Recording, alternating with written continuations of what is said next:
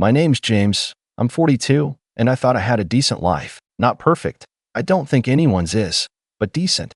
Married for 16 years, 2 kids, Mia and Logan. I've always been a family-first kind of guy. I coach Logan's soccer team, used to braid Mia's hair before school, and I've never once missed a birthday or a holiday. I work in IT, remote for the past 6 years, which meant I could pick the kids up from school, help with homework, be there. My wife, Eliza, works in real estate. She's great at it. Always dressed to impress, always talking, always moving. For a long time, I admired her energy. Now, I'm not sure if I ever really knew her. Father's Day was coming up. You'd think after so many years it would lose a bit of its shine, but I always looked forward to it. It wasn't about the gifts or anything grand. It was the one day where I felt seen, appreciated. A card, maybe breakfast in bed, a morning of cartoons with the kids, something simple. But that year, Eliza kept hinting at something big. Don't make any plans, she kept saying, smiling just a little too wide. We've got something special in store. Mia even giggled when I tried to guess. You'll see, she said. You'll love it. I woke up that Sunday and the bed was empty. No smell of pancakes, no footsteps down the hall. Just the hum of the ceiling fan and the silence of a house not waiting for me. I figured maybe they were setting something up. I brushed my teeth, threw on a hoodie, and waited. 9 o'clock. Still quiet. No noise from the kitchen. I checked Mia's room, empty. Same with Logan's. I looked in the garage. Eliza's car was gone. By noon, I was confused. Maybe there was some mix-up? Maybe they'd gone out to get something. Or there was a reservation I didn't know about. I checked my phone for a message. Anything. Nothing. Then I opened Instagram. That was the moment everything shifted. A story from Mia. A boomerang of a mimosa clinking with a glass of orange juice. Then a slow pan across a restaurant table. Eliza, Mia, Logan, and her sister, Tasha. Everyone smiling, laughing. The caption hit me like a punch to the gut. Best dad ever, when he's not around, LOL. I didn't even know how to react. I just stared at the screen. My brain was trying to process what I was seeing, but my chest was already ahead of it, tightening up, burning. Was this a joke? A prank? Was I not invited? I didn't text. I didn't call. I just sat there, phone in hand, still in my hoodie, the same one Mia had gotten me last Christmas. I waited and waited. Nothing. The rest of the day was a blur. I remember heating up leftover pasta, sitting on the porch with the dog, watching the sky get dark and wondering if they'd even come home that night. They didn't. Monday came and went. I worked, logged into meetings, went through the motions. No one mentioned Father's Day. Not my coworkers, not my family. I started to wonder if I was the crazy one. Tuesday morning, around 9:20 a.m., my phone exploded. 63 missed calls, a dozen texts, and one from Mia that just said, "Please come home. We didn't know." That was the moment I realized something deeper was going on. Something worse than just being forgotten or left out. Because they had come home, and I wasn't there. Now, I know what you might be thinking. Why didn't I go back? Why didn't I blow up their phones on Sunday, demand answers, show up at that brunch in person? I've asked myself that, too. But when something like this happens, something so off-kilter, you don't react the way you think you would. You freeze. You wait. You hope it's not what it looks like. That there's a logical explanation, some surprise twist where everything's okay. But I had a creeping feeling in my gut that told me, James, you're not the main character anymore. Not in your own home. Still, I didn't respond. Not immediately. I needed to understand what the hell had happened. Why a day meant for me had turned into a celebration of me not being there. Why Mia, who used to draw me stick figure cards and call me her superhero dad, was now posting stories like I was a joke. The voicemail from Eliza was frantic. James, please call me. The kids are upset. I don't know what you're doing, but this isn't funny. Just come home. We can talk. Please. I listened to it twice. Her voice was shaky, but not apologetic. Not even surprised.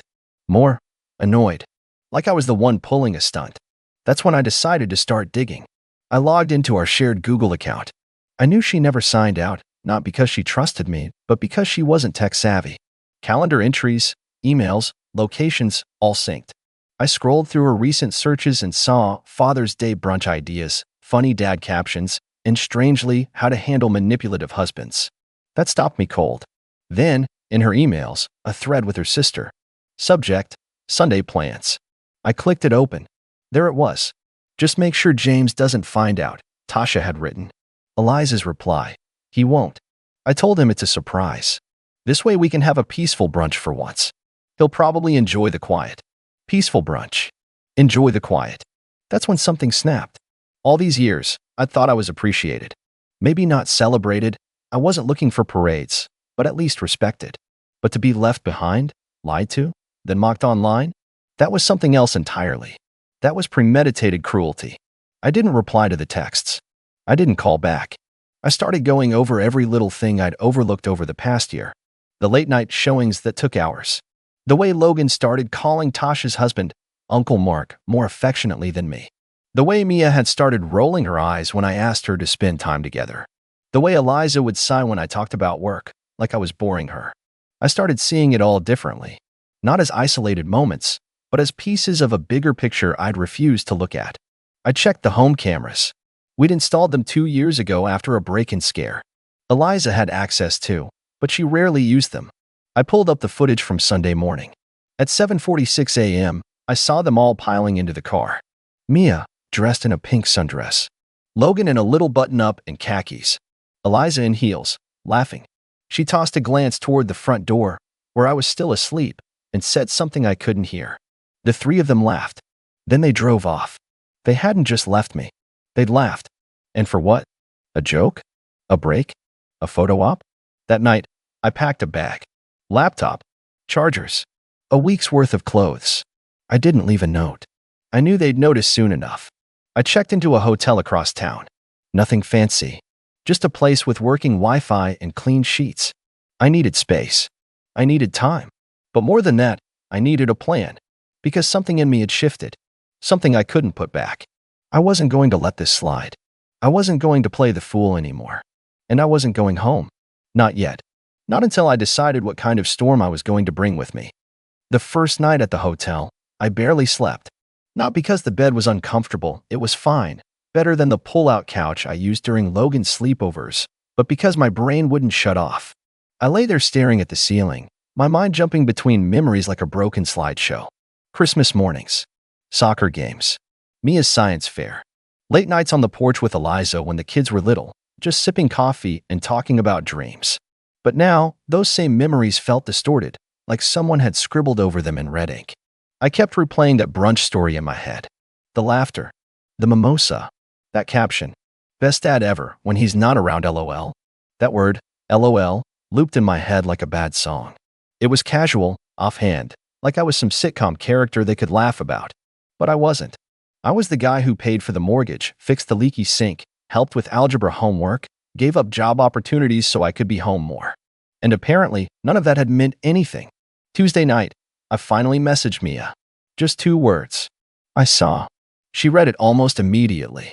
Then the typing bubble appeared and vanished. Reappeared. Vanished again. I waited, heart racing, but no reply came. Just silence. I was halfway through a takeout burger when my phone lit up. This time it was Logan. Dad? Are you mad? Mad. That wasn't the word. I wasn't mad like when someone cuts you off in traffic. I was gutted. Hollowed out. But I didn't want to put that on an 11-year-old. I'm okay. I texted. We'll talk soon. He sent back a thumbs up emoji. That hurt more than it should have. By Wednesday, Eliza had tracked down the hotel. I don't know how, maybe she checked my last credit card charge, maybe she guessed. She called the front desk, and they patched her through to my room. I didn't answer. She left a voicemail again, this one tighter, more controlled. James, this is getting ridiculous. The kids are worried. You're making a bigger deal out of this than it needs to be. Can we please just talk like adults? Come home. We'll clear the air. Like adults. Like adults who ditch you on a holiday and post about it publicly. I didn't respond. Instead, I went to work. I wasn't just sitting around anymore. I started pulling pieces together. First, I made a copy of every financial file we had. Bank accounts, credit cards, mortgage, investment accounts. Eliza handled most of our finances, she'd insisted, said she was better with numbers. I trusted her. But now I wanted to see everything. And I did. There were odd charges. Venmo payments to names I didn't recognize. A rental deposit paid in full in another city. Weekly lunch charges from a restaurant far from her usual listings. My stomach turned. Then I dug into our shared Dropbox. Years ago, we used it for family photos, travel plans, budgeting spreadsheets. She still used it occasionally, probably forgot I even had access. Buried in a subfolder was a document titled Plan B. I opened it, pulse pounding. It was a list. A very detailed one. New apartment walkthrough. Check lawyer consult scheduled. Check joint account split estimate what to do if James resists. Tasha can talk to him, keep kids neutral. Don't overshare. I just sat there for a long time staring at it. If James resists, like I was an obstacle, like I was a thing to be managed, not a person, not her husband, not their father. This wasn't just a brunch. This was an escape plan. And that's when the weight of it really hit me. They hadn't forgotten me. They'd excluded me. On purpose. To test the waters. See how life felt without me. And maybe, if I hadn't checked Instagram, they would have carried on like nothing happened. Let the plan unfold on their terms. Quiet, neat, controlled. But now? Now the ball was in my court. I took the rest of that Wednesday to get my ducks in a row. I made appointments. Called a friend who worked in family law. Rented a private mailbox. Opened a separate bank account. I wasn't planning to burn the house down, not yet. But I was making sure if Eliza wanted war, she wouldn't be the only one holding the match. Thursday morning, I got an email from the school. Mia had skipped 2 classes. Logan had been pulled out early. My guess? Eliza trying to smooth things over, paint this as daddy's having a moment. But I knew my kids. Mia might be drifting, sure. But Logan? He was a straight arrow. If he left early, it was because he was confused. Hurt. I decided it was time to talk to them. Not Eliza. Not yet. But the kids. I texted Mia. Meet me at the diner near the park. 5 p.m. Just you and Logan. No pressure. She replied within 5 minutes, okay. At 4:50, I was already in the booth. A milkshake waiting for Logan and fries for Mia, her favorite. They walked in holding hands, both looking smaller than I remembered. Mia had her hoodie pulled over her head, and Logan wouldn't stop fidgeting with his sleeve. Mia slid into the booth and stared at me. Her eyes were puffy. She looked like she hadn't slept. Dad, she started, but I held up my hand. Let me go first. They listened. I told them everything I knew. That I saw the brunch. That I read the messages.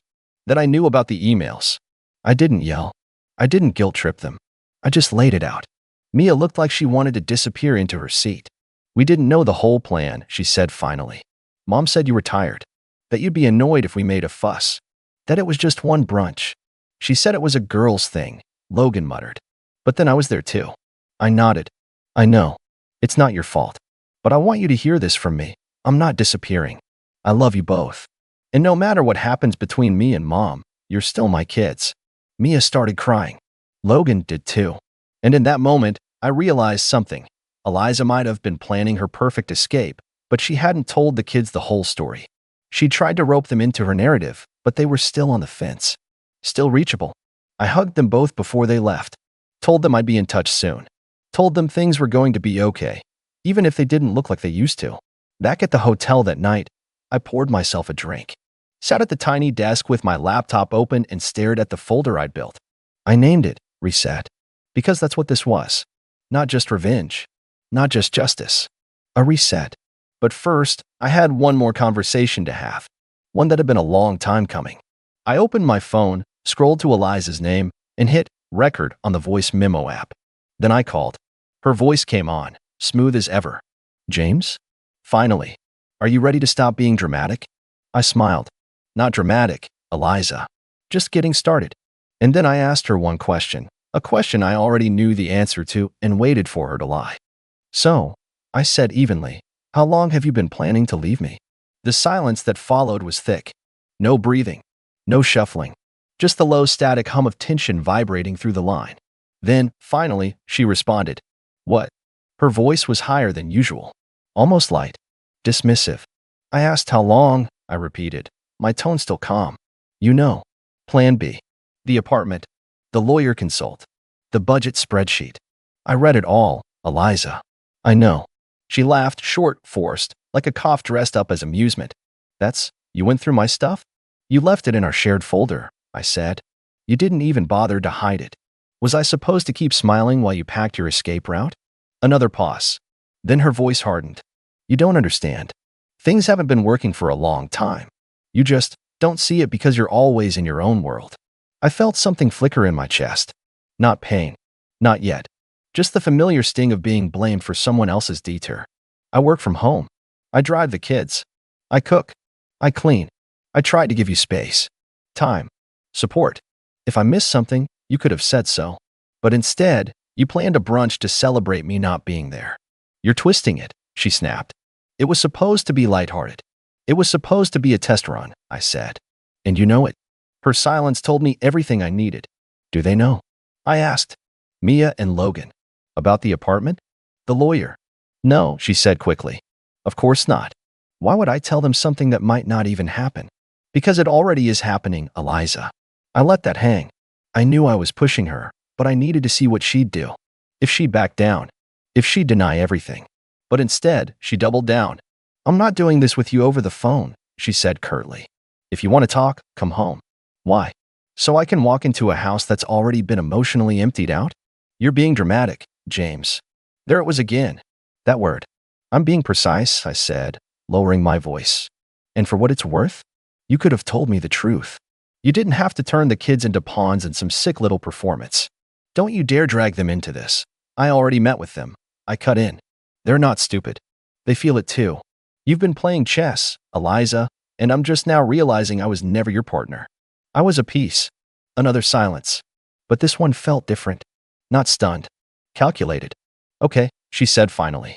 So what now? Now. That was the question. I didn't answer right away. I wanted her to sweat a little. Feel what it was like to be left in the dark for once. But more importantly, I needed more time to prepare. Because what I was planning wasn't just revenge. It was revelation. A carefully constructed unraveling. I'll be in touch, I said, and ended the call. I sat there for a moment, letting the quiet fill the space where her voice had been. My heart was pounding, but my mind was clearer than it had been in weeks. I wasn't out to destroy her. I was out to expose the version of herself she had worked so hard to sell to me, to the kids, to the world, and let the truth speak for itself. That night, I called my lawyer friend, Darren. We'd gone to college together, lost touch, and reconnected last year when his firm helped with some tech compliance contracts. I didn't tell him everything, not yet. Just the basics. Eliza's planning something. I found documentation. I need to protect myself. And the kids. He didn't ask why I hadn't come to him sooner. Just said, let's meet Friday. I'll prep the paperwork. Bring everything you have. That gave me 2 days. 2 days to finish what I'd started. The next morning, I went to our safe deposit box, something Eliza probably forgot existed. Inside were old documents, insurance policies, backup drives, and importantly, the original house deed. I made copies of everything, then went to the bank to freeze the joint savings account. Not drain it. Just freeze it. I didn't want to financially ruin her. I just wanted to make it very clear I wasn't the passive fool she'd taken me for. That the man she left behind on Father's Day was not the same man she was dealing with now. When I returned to the hotel, there was a letter under my door. James, please. We need to talk. The kids are scared. I don't know what you're doing, but we're still a family. Let's just come home. I'll explain everything. It wasn't handwritten. It was printed. That small detail told me more than the words did. She still thought this was damage control. That I could be talked down. That a warm smile and a few tears could smooth over weeks, maybe months, of manipulation. She didn't realize yet that the story had changed. So I did something she never expected. I wrote my own letter. Not to her. To the kids. I wrote about how much I loved them. How I was still their dad. How I wasn't running away, but choosing to fight differently. I explained, in age-appropriate terms, that sometimes adults lie, even the ones we trust. And that when they do, we don't repay that lie with more silence. We speak up. We stand tall. We protect what matters. I told them I would never ask them to choose sides. That I knew they loved their mom, and that was okay.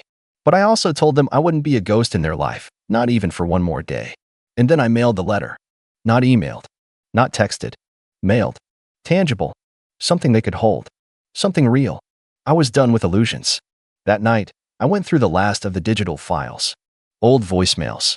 Screenshots. Calendar notes.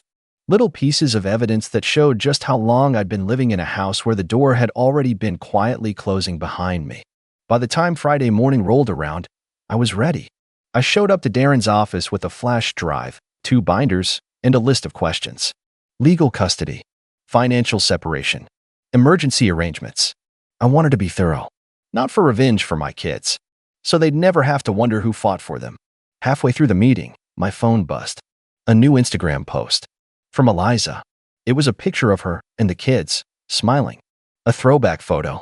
The caption read, "Some people break your heart and still expect you to love them." And just like that, I realized she'd started spinning her version of the story. Publicly. Before the truth could catch up. But she'd miscalculated one thing. I wasn't reacting anymore. I was preparing.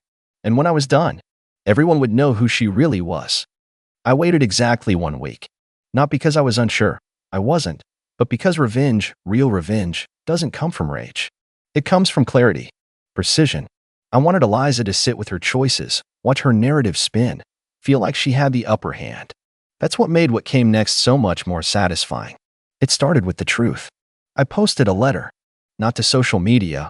I wasn't going to play her game on her turf, but to our neighborhood forum, the school parent board, and yes, a private post sent to every family member on both sides. I kept it calm. Mature. Just facts. I told them what had happened on Father's Day, no drama, no flourishes. Just that I woke up alone, and while my family smiled over pancakes and mimosas, I sat at home wondering what I'd done wrong. I mentioned the Instagram story, the caption, the silence, and how, when I asked for honesty, what I got instead was a digital trail of betrayal. A documented plan to replace me, to move on without confronting me like an adult, like a partner. I didn't name call. I didn't curse. But I made it clear, I was not disappearing. I was not shrinking. I was not the villain. Then came the second part of the plan. Legal. Darren had helped me draft the papers, separation, custody, and a financial breakdown that reflected my years of contribution. Not just the income, but the time, the unpaid labor, the coaching, the late-night science projects, the hospital visits, the emotional anchor I'd been while Eliza ran off to show listings and smile for strangers. We served her during one of her open houses.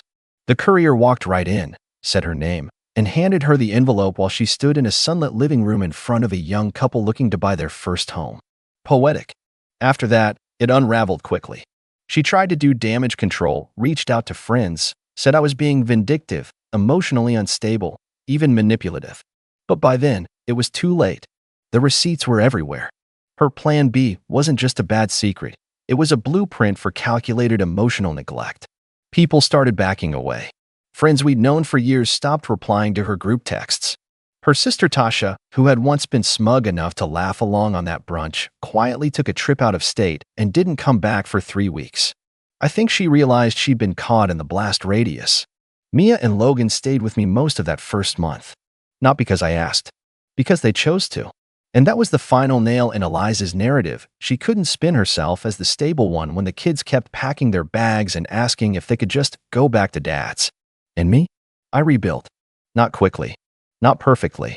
But I stopped living like a ghost in my own story. I signed a new lease on a house nearby, smaller, but cozy. I let Mia decorate her room however she wanted. Logan got a loft bed and glow-in-the-dark stars. We made waffles on Saturdays. I started journaling. Went back to the gym. Laughed again. And I told the kids the truth, gently, but honestly. That love doesn't mean letting someone walk all over you. That respect goes both ways. And that being a parent, a real parent, means showing up even when it hurts. Eliza and I finalized the divorce 6 months later. She didn't fight it too hard in the end. I think she knew. The image had cracked, and no amount of filters could put it back together. The last time we saw each other in person, she tried one more time. "You really made this ugly, James." I looked her straight in the eye. "No," I said. "You did. I just stopped cleaning up after you." She didn't reply. Just stood there, lips pressed tight, as I walked away with my kids. And as I closed the door behind me, I realized something I wish I had known sooner. Sometimes, being the bigger person means knowing when to stop carrying people who were never walking beside you in the first place. That was the day I finally came home. For real this time.